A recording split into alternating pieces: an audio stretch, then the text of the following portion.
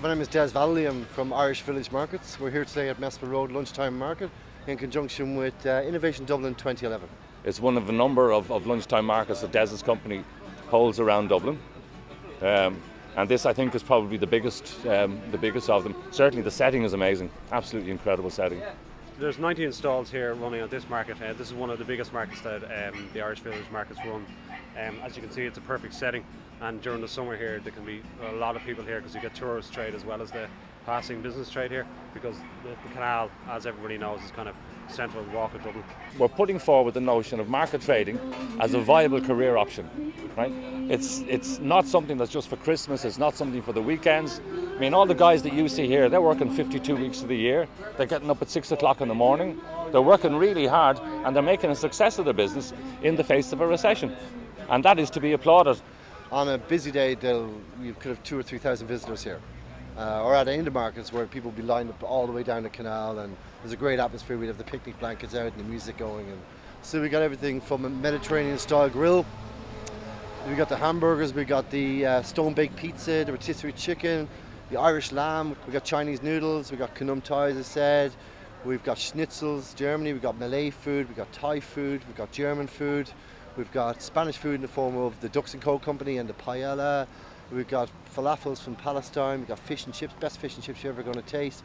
The organic chocolates, the bakers, I mean, the list goes on. We've about, I suppose, on the whole, we've about 30 to 40 different types of food traders. They're all owner-operators, they're all small businesses, they're all people with interest in food. Some of them are Ballymenu trained chefs and have trained in some of the best restaurants and hotels in the world. And other guys then, we've guys who've come from a carpentry background or building or property development.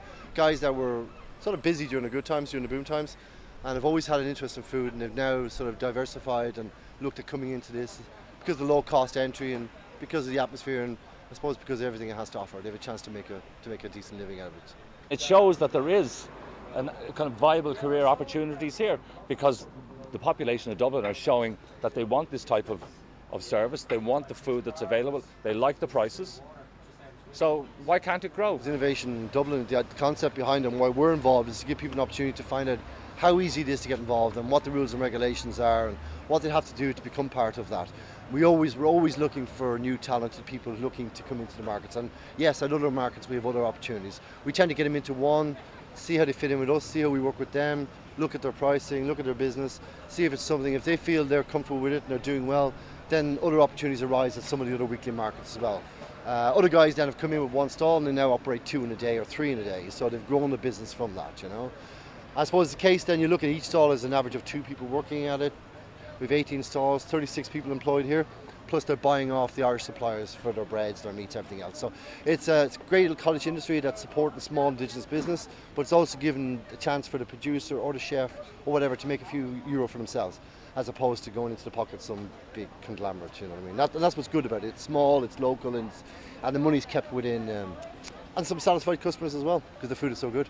So I guess everybody's a winner, you know?